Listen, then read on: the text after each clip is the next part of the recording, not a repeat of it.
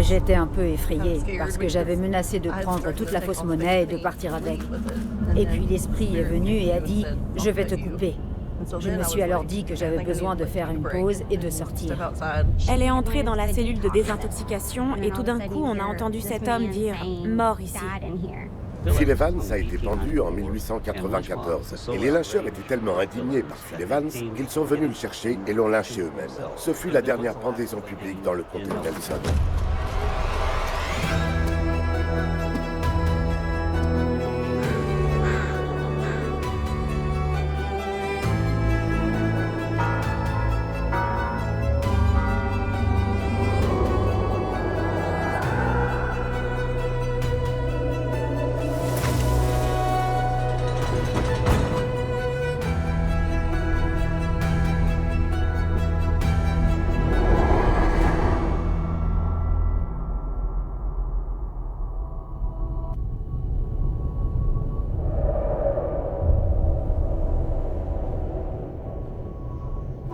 Beaucoup d'amateurs de paranormal, d'enquêteurs et de chercheurs croient que les entités, les fantômes, les esprits, quel que soit le nom qu'on leur donne, sont liés à un lieu en raison d'un attachement émotionnel, de liens familiaux par exemple.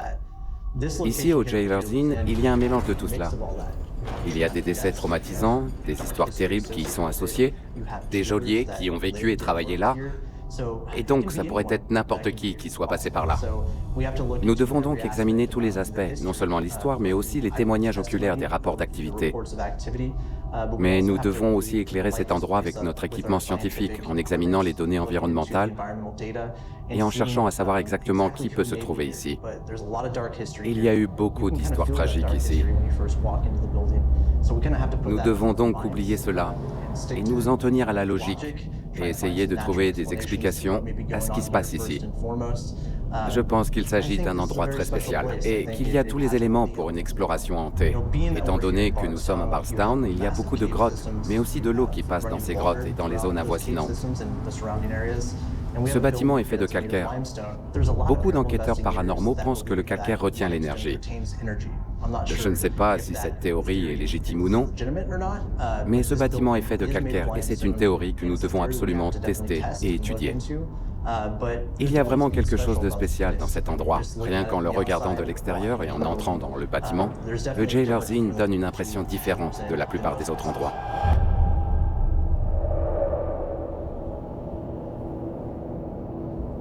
Tout d'abord, Paul, merci de nous laisser entrer dans votre prison très confortable. Nous sommes dans un espace très restreint, juste à côté des cellules. Personnellement, j'adore parce que je suis une passionnée de prison. C'est très bizarre à dire, mais je suis en fait très excitée d'être ici. Si vous voulez bien vous présenter et nous dire comment vous avez acquis cette prison. Je m'appelle Paul McCoy. Je suis le propriétaire du Jailers Inn, qui est l'ancienne prison du comté de Nelson. Il s'agit d'une prison construite en 1819, utilisée comme prison du comté jusqu'en 1987. Il y a encore 2 prisons sur le site. Le bâtiment dans lequel nous nous trouvons actuellement a servi de prison de 1819 à 1874. La partie arrière a été construite et la partie avant a été transformée en maison du geôlier. Lorsque la partie avant était la prison, les 3 pièces à l'étage étaient les cellules. 2 d'entre elles étaient des préfabriquées, tandis que celle qui se trouvait en haut de l'escalier, appelée le cachot de l'étage, les prisonniers étaient enchaînés au sol. La partie arrière a été construite en 1874 et c'est la prison qui a été utilisée jusqu'en 1987. C'est étonnant de constater que l'idée originale était d'avoir des prisons à l'étage. Ça semble être une conception vraiment étrange pour une prison. Est-ce que cela a quelque chose à voir avec le fait que, sans vouloir offenser la prison, que beaucoup de gens s'en soient échappés? Est-ce que c'est pour ça qu'ils les ont mis au 2e étage? Lorsque la prison de 1819 était utilisée, les 3 cellules se trouvaient à l'étage. 2 d'entre elles étaient des cages préfabriquées, de sorte que vous étiez enfermé dans une pièce, dans votre cage et à l'étage. Si vous vouliez sortir, vous deviez sauter près de 5 mètres, atterrir sur le sol, puis vous enfuir. La prison arrière a été construite en 1874 et utilisée jusqu'en 1987. Les 2 bâtiments ont été reliés vers 1911 et c'est là que nous nous trouvons actuellement. La pièce derrière est appelée cellule des femmes, car les femmes y étaient incarcérées. Aujourd'hui, nous l'avons transformée en chambre d'hôtes. Alors c'est un peu plus agréable que d'être... Les gens payent pour entrer en prison plutôt que de payer pour en sortir. C'était une prison jusqu'en 1987. Elle est restée inoccupée toute l'année. En 1988, le comté ne savait pas quoi en faire, alors il l'a mise aux enchères publiques. Mes parents sont venus à la vente aux enchères. Mon père a commencé à enchérir. Ma mère l'a pris à part et lui a demandé ce qu'il faisait. Il a dit faisons quelque chose de cet endroit. Et elle a fait l'offre suivante. C'est cette offre qui a permis d'acheter l'établissement, et peu de temps après, des amis à eux ont ouvert une chambre d'hôte à l'extérieur de la ville. Elle a regardé l'endroit et s'est dit « Nous avons le bon endroit pour le faire aussi ». Et elle a ouvert les chambres d'hôtes, avec 2 chambres à l'étage et 2 chambres en bas, avec des salles de bain communes. Aujourd'hui, nous avons ajouté des salles de bain privées à toutes les chambres. Nous en avons maintenant 9. C'est un lieu de séjour fascinant, parce qu'il y a tellement d'histoires documentées sur la prison. Je pense que c'est ce qui m'a vraiment enthousiasmée en tant que chercheuse. C'est la quantité d'articles que j'ai trouvés sur ce site. Nous savons que c'est dans la cour que les exécutions avaient lieu. Et vous avez ici, sur le mur, des photos très explicites de l'un de vos détenus, probablement le plus tristement célèbre, Phil Evans. Tout à fait. Cette affaire est troublante à bien des égards. Et si je me souviens bien, il a avoué sur la potence qu'il était effectivement coupable de ce crime. Exactement. Et ce que je trouve incroyable, c'est qu'une fois de plus, une foule de personnes menace de passer à l'action si ce qu'elles pensent être la justice n'est pas rendu. Oui, le geôlier local a entendu parler du probable lynchage de Phil Evans. Voulant faire respecter la loi, il l'a fait sortir en douce de sa prison et l'a emmené à Louisville, puis l'a ramené pour qu'il soit jugé, reconnu coupable et pendu. Cela n'a pris que 3 mois, mais ce n'était pas encore assez rapide pour les habitants de la ville. Ce fut également la dernière pendaison publique dans le comté de Nelson. Intéressant. Et d'après ce que j'ai compris, la cour était pleine de spectateurs. Tout le monde voulait voir ça. Exact. Son cercueil aurait été déposé ici pour que le public vienne voir sa dépouille. Après que Phil Evans ait été déclaré mort, son corps a été transporté dans un cercueil jusqu'à la place du tribunal où il a été exposé à la vue du public. Dans la cour, seuls les hommes venaient à la pendaison, tandis que les femmes et les enfants pique-niquaient à l'extérieur du mur. C'était un vrai événement. L'un des cas qui m'a le plus interpellé est celui de Martin Hill, en 1885, qui, comme vous le savez, a tiré sur sa femme dans un accès de rage. C'est tragique et horrible, mais la raison pour laquelle ce cas m'attire vraiment, c'est que les femmes de la ville étaient tellement scandalisées par le fait que cet homme ait tiré sur sa femme qu'elles ont menacé de prendre des mesures de leur propre chef s'il n'était pas pendu. Nous sommes en 1885. C'est complètement fou que des femmes menacent de tuer un homme si la loi ne le pend pas. C'est incroyable. Martin Hill bat sa femme. Elle se réfugie dans le jardin du voisin, qui se trouve être le frère de Martin Hill. Elle allaitait son bébé. Martin est entré et lui a tiré dessus pendant qu'elle allaitait son bébé. Quelle histoire horrible. Vraiment horrible. En plus, Martin Hill n'est pas allé jusqu'à la potence, n'est-ce pas? Il est mort de la fièvre typhoïde dans sa cellule. Il est mort de fièvre dans sa cellule, d'une mort atroce. Les détenus l'entendaient gémir et crier toutes les nuits. Des années plus tard, bien après sa mort, les détenus disaient qu'ils entendaient encore les gémissements et les cris qui résonnaient dans les couloirs de pierre de façon très distincte. C'est fou que vous mentionniez cela parce que j'ai lu un article datant de 1909 qui parlait d'une activité fantomatique chez les détenus d'alors. Je n'avais jamais trouvé d'article aussi vieux, surtout dans le lieu exact où je fais des recherches, où il y a 100 ans, les gens parlaient déjà de fantômes. C'était une découverte incroyable. Que se passe-t-il ici? Qu'avez-vous ou d'autres personnes vécu comme expérience ici? Personnellement, les fantômes ne m'aiment pas. Ils gardent leur distance. Je n'ai jamais eu d'expérience ici. J'ai vécu ici pendant 10 ans et je travaille ici depuis 28 ans maintenant. Ils ne m'aiment pas, je suppose. Intéressant. Je pense qu'il s'agit de certaines vibrations que les gens dégagent et qu'ils sont susceptibles d'accueillir un esprit. Et apparemment, je n'ai pas cette vibration. Mais beaucoup de mes clients sont venus ici et ont eu de nombreuses expériences paranormales. Certains ont eu des conversations avec les esprits. J'ai eu un client qui est entré dans la cour et y a entamé une conversation avec un autre homme. Après un certain temps, il a réalisé que cet homme parlait de la façon dont il avait été pendu dans cette même cour. Quand il a réalisé cela, l'autre homme est parti. Le type est revenu plusieurs fois. Il est allé s'asseoir dans la cour, il a fumé et il a regardé si l'homme réapparaissait. Mais rien ne s'est passé. Il croyait vraiment qu'il avait eu une conversation avec un homme qui était assis dans cette cour. Il devait donc s'agir d'une apparition d'un corps entier et solide. Il s'agissait d'une apparition de tout le corps, une conversation de tout. Y a-t-il des endroits spécifiques ici où vous avez entendu qu'il y avait plus d'activité paranormale? Des pièces plus particulières peut-être? Oui, il semble que les chambres du haut soient très actives, mais il y a eu de l'activité dans presque toutes les chambres que nous avons ici. La chambre du jardin, à l'étage, qui était à une époque l'une de nos cellules, est hantée par Joshua, un petit garçon de 7 ou 8 ans. Des clients reviennent et apportent des jouets qu'ils placent dans la pièce pour qu'ils puissent s'amuser avec. Espiègle, mais pas méchant. Ils déplacent des objets, ils vous touchent. Souvent, vous verrez une empreinte sur le lit, comme une empreinte de fesses lorsqu'il s'assoit. Certaines personnes ont senti qu'il les touchait. Rien de grave, bien entendu. Un groupe a séjourné dans cette pièce.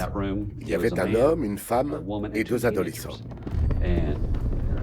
Mon aubergiste de l'époque leur avait raconté des histoires de fantômes avant qu'ils aillent se coucher. Ils ont été un peu effrayés par ce qui se passait, par l'activité dans la chambre, alors la femme est revenue me parler. Mon aubergiste est allé dans la chambre, il a dit « Joshua, laisse-les tranquilles, ils sont prêts à aller se coucher ». Environ une demi-heure plus tard, la femme était de nouveau en train de parler à l'aubergiste. Mais l'homme et les 2 adolescents étaient dehors, morts de peur à l'idée de revenir dans la chambre, et même dans le bâtiment. Savez-vous qui est Joshua? Non, à ma connaissance, il n'existe aucune documentation sur son identité. Joshua a commencé avec des chasseurs de fantômes qui ont eu des communications et ceux qui sont sensibles et lui parlent. Une fois, on a sonné à la porte vers minuit. J'ai pensé que quelqu'un voulait une chambre. Je suis donc allé vérifier, mais il n'y avait personne. Je suis remonté à l'étage et la sonnette continuait de retentir. Je suis donc retourné débrancher la sonnette de la porte d'entrée. Mais la sonnette de l'étage continuait de sonner. À ce moment-là, la sonnette était restée si longtemps allumée qu'elle avait commencé à brûler. Alors j'ai coupé le fil de cette sonnette. J'ai tout rebranché. Mais il continue à faire des siennes. C'est sans doute l'expérience qui a le plus affecté ma femme. Je suis curieuse de savoir si vous avez un tunnel souterrain qui relie le palais de justice à la taverne Talbot. Tout comme la taverne Talbot a un tunnel qui relie le palais de justice à cet endroit. Est-il arrivé que les détenus utilisent ce tunnel pour s'échapper? Ou est-ce que c'était juste un no man's land? C'était juste un moyen de les faire entrer et sortir? Le réseau de grottes s'étend sous Bardstown et s'appelle Sancho Caves. À l'origine, la prison était reliée au réseau de grottes, à la taverne et à l'ancien palais de justice. Tout ça remonte aux années 1800. Depuis, toutes les parties ont été comblées. Quand j'étais enfant, au niveau de l'entrée principale, qui n'est pas très loin d'ici, on pouvait ramper ou marcher jusqu'à 400 ou 500 mètres à l'intérieur. Aujourd'hui, on ne peut plus faire que 15 mètres en rampant. Elle est entièrement comblée. Une des histoires de cette grotte est celle d'un violoniste qui aimait retourner dans les champs avec son chien et jouer du violon dans les grottes. Il aimait l'acoustique. Lors d'un effondrement, il s'est retrouvé piégé au fond. Mais bien des jours après, on pouvait encore l'entendre jouer du violon et entendre le chien aboyer. Et l'une des légendes de la ville est que certains jours, on peut encore entendre un violon jouer et le chien aboyer avec lui. Ils ne l'ont jamais fait sortir? Ils ne l'ont jamais fait sortir. Le pauvre chien! C'est affreux! Pour le violoniste aussi, mais le chien, oh mon Dieu! Il y a une chose que je voudrais aborder rapidement parce que c'était une grande partie de notre enquête avec les Talbot. C'est Jesse James. Nous savons qu'il aimait traîner à Bardstown, notamment parce que l'un des shérifs de la ville était son ami. Ils n'étaient pas seulement amis, ils étaient de la même famille. La cousine germaine de Frank et Jesse James était mariée au shérif de la ville, Donnie Pence. Il a même chevauché avec Frank et Jesse les Country Riders dans le Missouri pendant la guerre de sécession. On dit que Frank James a sauvé la vie de Donnie Pence lors d'une de ses batailles. Ah, très bien. Il pouvait venir ici et être à l'abri de tout dans le cadre de la loi. Il est toujours bon d'avoir un shérif de son côté, c'est vraiment le cas. Ils viennent donc à Bardstown et respectent le shérif. Ils ne braquent pas les banques de la ville, heureusement. Ils vont à la taverne, boivent, font la fête, tirent, et il y a même quelques traces au mur des tirs de Jesse James là-bas. Puis ils reviennent ici, restent ici et là. La maison de Donnie Pence était à environ 12 km.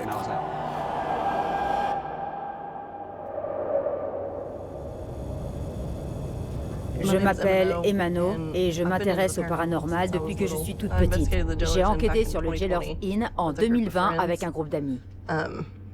Il s'est passé beaucoup de choses bizarres. Par exemple, dans l'une des chambres, le réveil s'est mis à sonner sans raison. Et nous ne savions pas exactement pourquoi. Nous l'avons éteint, puis il s'est remis à sonner.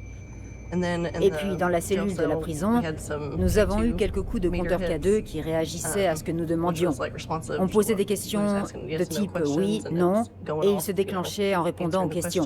Mais la chose la plus importante qui se soit produite, c'est qu'à l'étage, nous avons fait une séance de spiritisme. Et nous avons reçu un esprit qui a dit qu'il s'appelait Jesse. Je suis presque sûre que c'était Jesse James. Nous avons essayé de lui faire dire son nom de famille, mais il n'a pas voulu nous le dire. Il n'arrêtait pas de parler d'argent, de tunnels, et de tout ce que Jesse James aurait fait quand il était ici, à Bardstown. J'étais un peu effrayée parce que j'avais menacé de prendre toute la fausse monnaie et de partir avec. Puis l'esprit est venu et a dit « Je vais te couper ». Je me suis donc dit que j'avais besoin de faire une pause et de sortir. Je me sentais assez anxieuse. Je voulais sortir parce que je ne savais pas ce que c'était et qu'il avait menacé de me faire du mal. Je ne voulais pas être blessée. J'ai l'impression qu'il faisait un peu plus sombre ici qu'à la taverne Talbot. La taverne Talbot a ses fantômes connus qui traînent, mais ici, c'est juste plus sombre. Je ne sais pas quoi exactement. Peut-être des prisonniers qui étaient ici et qui traînaient dans les parages. Mais oui, c'est ce que j'ai ressenti. Je pense que les exécutions ont quelque chose à voir avec ce côté sombre. La façon dont ils étaient pendus dans la cour pour que tout le monde puisse les voir également. Je sais que si ça avait été moi, je n'aurais pas été très heureuse. Je pense que l'exploration ici est liée à la taverne Talbot. Je sais que Jesse est connu pour y être apparu sous la forme d'une apparition ou d'un EVP. Mais je pense qu'il vient peut-être ici aussi parfois. Je m'appelle Ashley McGeorge et je viens de Shepherdsville, dans le Kentucky. Je suis Whitney Pivler de Shepherdsville. Nous avons commencé à fréquenter des chambres d'hôtes et beaucoup de ces chambres d'hôtes dans le Kentucky ont une histoire. Tous les bâtiments sont vieux et il y a toujours une histoire de fantômes. Donc nous les recherchons, nous y passons la nuit et nous nous promenons autour pour voir si nous pouvons entendre quelque chose. Nous sommes très intéressés par le paranormal. Je cherchais justement quelque chose dans le Kentucky et je me suis dit, ça a l'air super, on peut passer la nuit dans une vraie cellule de prison. Vous pensez que c'est sympa? Oui. On est bizarre. Je pense que ce qui nous a amenés ici, c'est surtout les morts violentes qui se sont produites ici. Dès que nous sommes arrivés ici, ils se sont montrés amicaux. Ils nous ont montré qu'il y avait une planche Ouija ici. Elle l'a touchée, pas moi. Mais rien n'a vraiment commencé avant la tombée de la nuit. Probablement vers 10h30. Oui, à 10h30. Nous étions en train de nous détendre dans la cellule après être sortis et avoir fait un live sur Facebook. On a parlé à plein de monde en leur disant où nous étions. Nous étions donc rentrés, nous nous détendions dans la pièce et nous avons décidé d'aller voir les cellules. C'est alors que nous avons entendu une voix qui disait quelque chose comme « mort ici ». Elle était allée dans la cellule de désintoxication et elle enregistrait. Elle m'a dit « je ne sais pas ce que c'est ». Puis tout à coup, on a entendu un homme parler. Mais on n'a rien compris. Nous ne l'avons pas entendu en personne. Oui, et nous venons de découvrir 3 ans plus tard qu'il a dit « quelqu'un est mort ici ». Ça nous a fait super peur. Cellule de désintoxication. Je ne sais pas trop ce que c'est. J'ai eu un sentiment de peur dès le début, mais après tout, je savais que j'allais dans un endroit effrayant et hanté. Ce n'était peut-être que moi. Il y a beaucoup d'objets qui datent de l'époque où c'était une prison. On y pendait les gens. Beaucoup de ces pendaisons ne se sont pas bien passées. Il est possible que ça invoque beaucoup d'esprits et d'entités négatives. Il y a du calcaire dans les grottes, qui est un conducteur pour le paranormal. De plus, les Amérindiens utilisaient aussi ces grottes. Il y avait un hôpital pour tuberculeux dans l'ancienne grotte.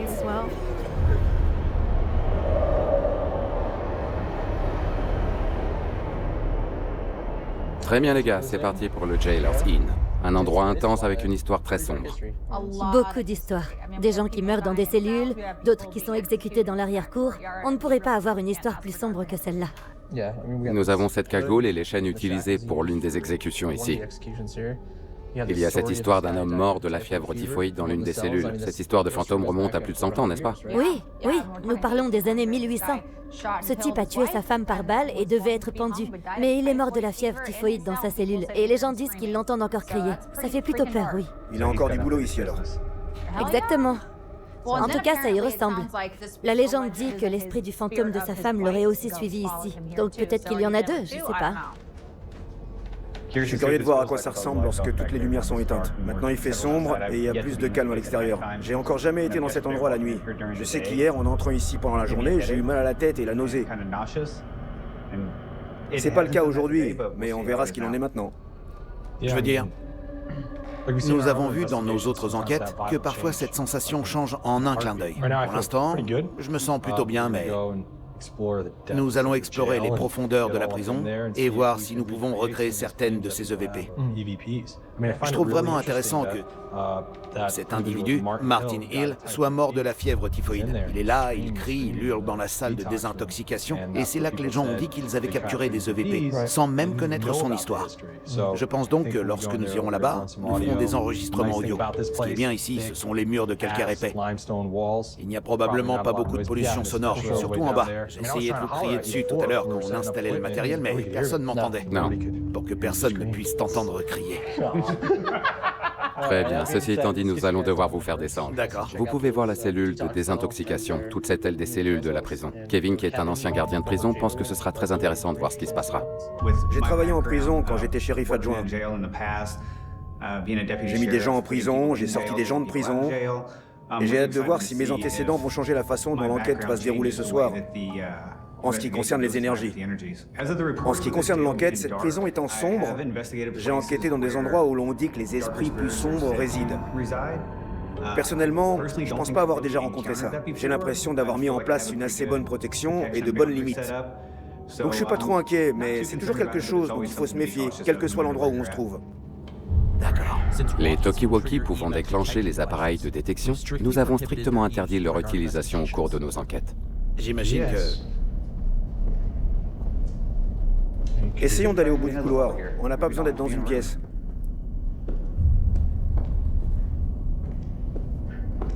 Ici, on a une armoire pleine.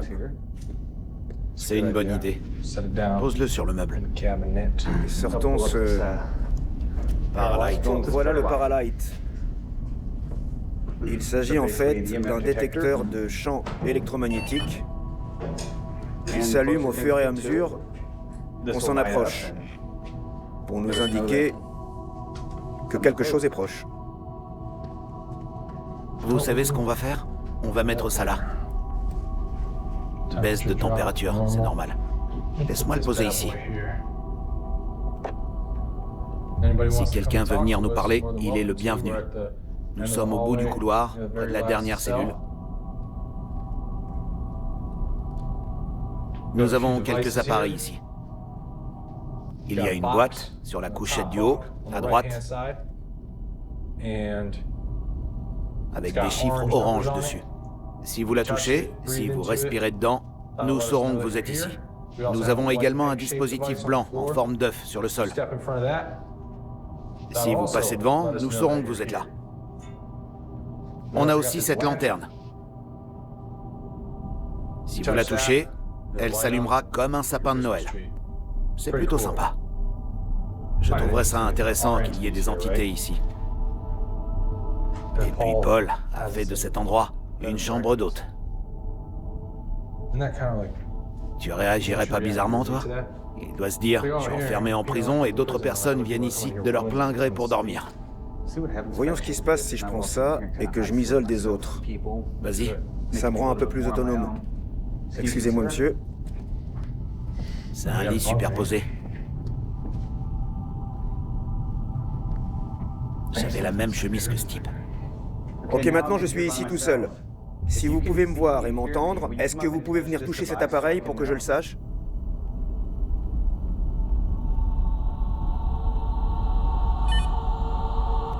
Oh oui. Ça veut dire oui? Qu'est-ce que c'était? Un Paralight? Oui.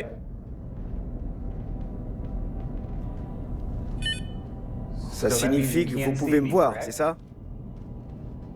Faites-le encore une fois.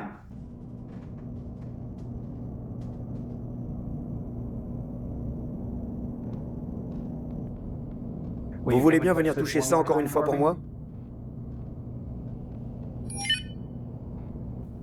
Waouh, c'est allé jusqu'en haut. Kevin, Ouais. tu pourrais placer l'EDI à côté pour voir si on peut obtenir des éléments corroborants? Merci.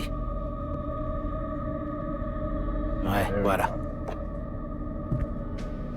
Vous avez remarqué que la Paralight détecte les EMF, non? Mais il n'y a pas d'EMF dans la pièce. L'EDI+ est à 0. Ça, c'est intéressant.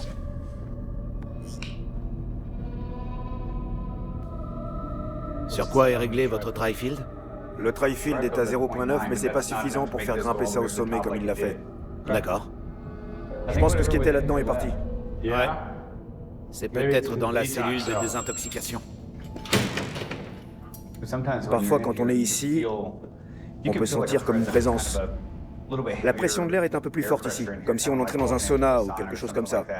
L'air est épais, lourd, difficile à respirer. J'ai commencé à le ressentir quand la Paralight a commencé à s'allumer. Mais maintenant, c'est redevenu calme. Je vais donc la prendre et descendre pour essayer une autre cellule et voir si elle nous suit ou si c'est elle qui nous attend.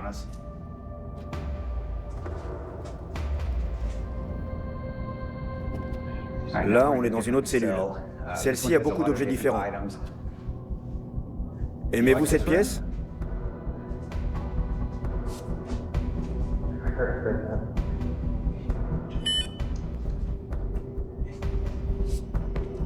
Avez-vous fabriqué l'un de ces objets sur ce mur?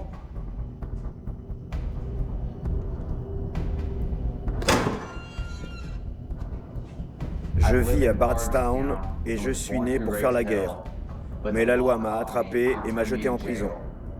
Maintenant, je suis là, toujours en prison, avec rien d'autre que la liberté à l'esprit. Mais un jour, bientôt, je serai libre et la prison aura eu raison de moi.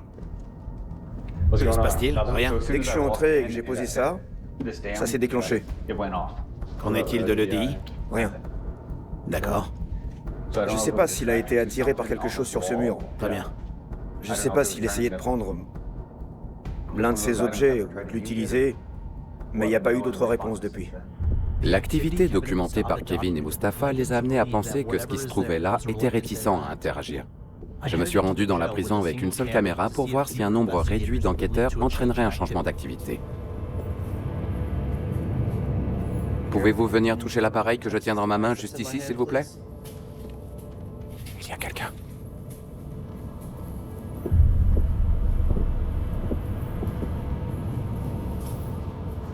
Il y a quelqu'un?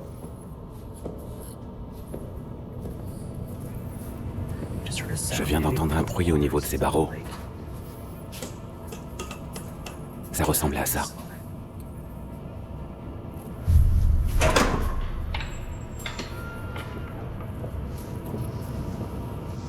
On dirait que ça venait de cette cellule de désintoxication. C'est là que cet homme est mort de la fièvre typhoïde. C'est également ici qu'on aura entendu ces cris. Et nous parlons de témoignages qui remontent à plus de 100 ans. Il parlait de cet homme qui criait dans la cellule, et on aurait dit qu'il frappait les barreaux des cellules. Maintenant, le sentiment que j'ai eu est de retour. Vous êtes là? Il fait froid ici, non? Pourquoi il fait si froid? Il n'y a pas de fenêtre? Il fait bien plus froid ici que tout à l'heure.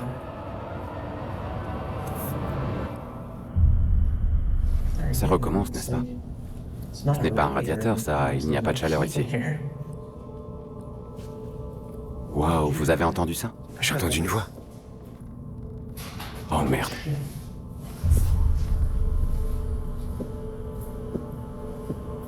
Qu'est-ce qui se passe là? Vous êtes là? Venez ici, s'il vous plaît. Oh, la température baisse, tu vois ça? Ouais, Il fait physiquement froid en ce moment. ouais, il fait de plus en plus froid. C'est glacial, cette chose est si froide. Êtes-vous en train de faire baisser la température ou savez-vous que vous pouvez le faire?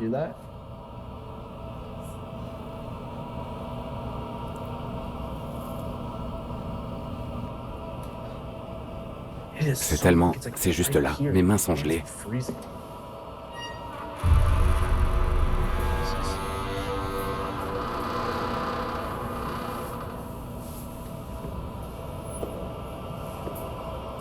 Connaissez-vous la taverne Talbot? Il fait un froid glacial ici.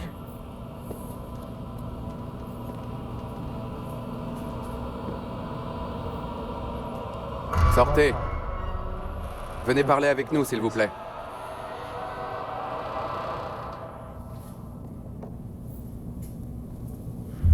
Dès que nous sommes entrés dans cette pièce, dans la cellule de désintoxication, on nous a dit qu'il y avait eu beaucoup d'activités, que cet homme criait et qu'il y avait eu beaucoup de témoignages dans cette pièce. Nous sommes venus dans cette zone parce que nous avons entendu ce qui ressemblait à des coups, comme si quelqu'un frappait les barreaux. Et instantanément, c'était... Il a fait beaucoup plus froid. Nous avons commencé à avoir des changements de température, des chutes de température, dès que nous sommes entrés dans cette zone. Pouvez-vous sortir et vous montrer, s'il vous plaît?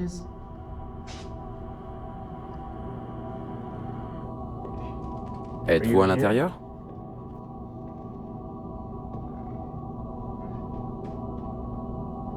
Et voilà, changement de température. Je ressens à nouveau cette sensation. C'est littéralement comme si votre... Regardez juste là, boum. C'est comme si on poursuivait un foutu nuage et...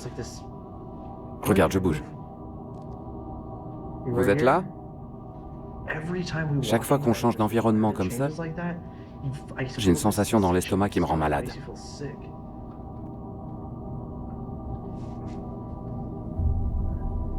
Et ça décolle. Tu vois ça? Regarde. On peut physiquement sentir ce froid. Mon Dieu, c'est comme si à chaque fois qu'on y entre, on se sent physiquement bizarre. Et voilà, ça continue. La température continue de baisser, elle baisse, elle baisse, elle baisse. Il fait de plus en plus froid, c'est comme si je le sentais bouger. Qu'est-ce que...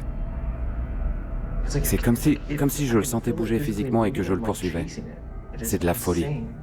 Regarde, sérieusement.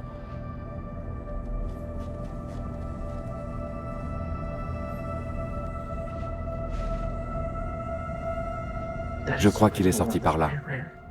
Juste ici, je peux le sentir, je peux physiquement.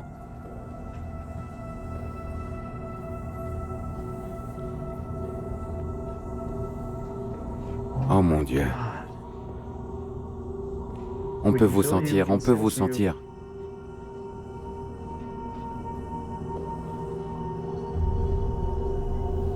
Je n'aime pas cette pièce.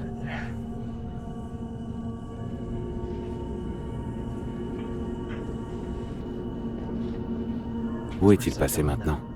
C'est comme s'il s'était envolé, mais on le poursuit dans cette pièce. Le revoilà, juste là, regardez ça.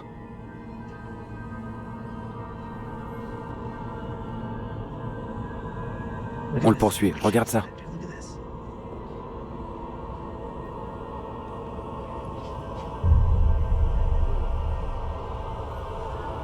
Les gars?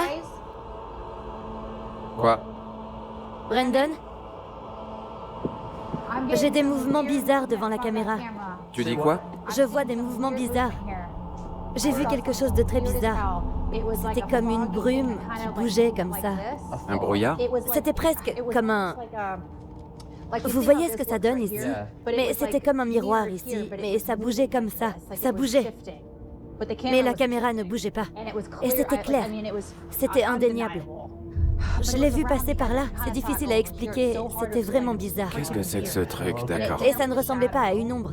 Malia a vu en temps réel l'étrange nuage que nous avons physiquement senti passer à travers nous dans la prison sur notre caméra de vision nocturne. Avant qu'elle ne l'aperçoive, la même caméra a enregistré d'autres cas, ce qui semble être une ombre flottante que nous avons suivie. Qu'est-ce que c'est? Vous entendez des choses là-bas? Qu'est-ce que t'as entendu? On aurait dit des clés. On aurait dit qu'il jouait avec des clés là-dedans. On dirait que ça venait de là-bas. Allez-y, allez-y. Attendez, les détecteurs de mouvement se sont Détecteur de mouvement s'est déclenché, les gars. se sont déclenchés. Le détecteur s'est déclenché, on y est, bon sang. C'est tellement excitant. Qu'est-ce que t'as? Pression, juste la pression, pas la température. Bonjour? Y a quelqu'un ici? Où en êtes-vous? La pression, c'est dans cette pièce. Pression. Vous déclenchez ça tout seul? C'est fini, c'est plus là. Tu l'as senti? C'était comme si je ressentais un étrange picotement électrique. Tu vas où? Je veux pas être ici, mec. Qu'est-ce qui se passe? Tu es là? Ça va vous paraître fou, mais je peux le sentir quand il est là. Je sais. Tu l'as senti? Je l'ai senti, mec. Je savais que ce serait ici. Cette pièce, d'accord. Juste pour que les gens sachent. Cette pièce, vous voyez ça? C'est pas un truc sexy comme on peut vous montrer dans une émission télé. C'est juste l'arrière-boutique, d'accord? Mais je savais qu'il se déplaçait dans ce couloir. Et je me suis dit, rien à faire. Je vais le suivre avec ça. Chute de température, pression. Et je me suis dit, je sais qu'il va entrer ici. Il veut pas que les gens soient là. C'est exactement l'endroit où j'étais quand j'ai entendu les pas dans la cage d'escalier. J'ai pris le DI et je suis monté ici. Et c'est là que la pression a commencé à changer. Ouais. Et qu'est-ce que j'ai dit? Je suis entré là-dedans, j'ai commencé à sentir cette chose, j'ai dit pression, je savais que ça allait exploser. Je l'ai regardé et j'ai dit, c'est fini, c'est parti, c'est derrière, c'est terminé. Tu ne le sens plus? Et ils sont partis, mec, je le sais. C'est exactement ce qui m'est arrivé. C'est le sentiment que j'avais depuis le début. Dès que le changement de pression s'est produit, le son dans l'escalier a disparu. Mais ensuite, j'ai marché jusqu'à la cellule de désintoxication et j'y suis retourné. C'est comme si vous entriez dans un nuage. Mais vous avez entendu le bruit dans l'escalier. Disparu. Et il a disparu. La même chose s'est produite. J'étais à l'hôpital All Nazareth, à Mineral Wells, au Texas. Et j'ai senti que je devais poursuivre quelque chose. À All Nazareth, j'avais l'impression de poursuivre une personne. Et à chaque fois que j'ai expérimenté un événement similaire, j'ai eu des chutes de pression et de température sur le DI. Et j'ai ressenti une sensation bizarre sur mon côté gauche. Lorsque je m'en éloignais, j'allais bien. Mais chaque fois que je rencontrais ce phénomène, je me sentais un peu mal. Ça va vous paraître fou, mais j'avais l'impression que quelque chose m'étranglait. Ici, j'avais l'impression de marcher dans un nuage. Et quand je le faisais, j'avais mal à l'estomac, comme si j'avais une intoxication alimentaire, comme si j'avais mangé de la très mauvaise nourriture pendant mon voyage à l'étranger. Je sais pas ce que c'est, mais quoi que ce soit, c'est comme un nuage flottant. Un nuage flottant de changements environnementaux qui vous donne envie de vomir. Je n'avais jamais expérimenté un nuage flottant de changements environnementaux. On entre là-dedans et les capteurs captent les changements de pression et de température. On sort, il n'y a plus rien. On y retourne, et à nouveau pression et température, et on se sent physiquement affecté. On a l'impression d'être malade. Je pense que le meilleur exemple, comme l'a dit Mustapha, est celui de l'intoxication alimentaire. Vous vous sentez physiquement malade. Non seulement votre estomac commence à être malade, mais le reste de votre corps l'est aussi. Et comment tu te sentais en sortant? Très bien. Pareil. Et en le poursuivant, on a eu des changements de pression. Je ne sais pas quoi dire, c'est vraiment fou. Pour l'instant, nous avons installé l'EMCCD et nous allons effectuer des contrôles ici avec l'EMCCD. Donc parce que nous avons comme cette sensation de nuage qui se répand dans toute la zone des cellules de la prison, nous observons des changements de pression et de température très importants. Habituellement, les changements de pression indiquent, d'après notre expérience, qu'un événement est sur le point de se produire. Alors nous avons installé la caméra EMCCD. Vous avez vu le brouillard tout à l'heure? Cette caméra est beaucoup plus adaptée à ce genre de choses. Donc si cela se reproduit, vous avez vu aussi que la brume est en corrélation avec la sensation que nous avons ressentie et avec les changements de température et de pression. Absolument. Avec un peu de chance, nous pourrons l'enregistrer sur cette caméra. Cela permettrait d'aller encore plus loin. Nous sommes les premiers à tester la théorie des photons paranormaux. Et nous commençons à voir une corrélation entre les photons. Juste là, il y avait un photon juste là. Oui, oui. Mince, j'ai raté ça. Oui, juste là, quand j'en parlais, juste là. Alors Mustapha, tu peux noter ça? Ouais. 10 minutes, 23 secondes. C'est quoi? Changement de pression. C'est quoi ce truc? Oh mon Dieu. Il y a eu un événement photonique, mais... Je vais bien. C'est cool. 10 minutes, 23 secondes, c'est ça? Oui. Il y en avait un gros juste là, juste ici. À quoi il ressemblait? Il était très gondolé. C'était rouge.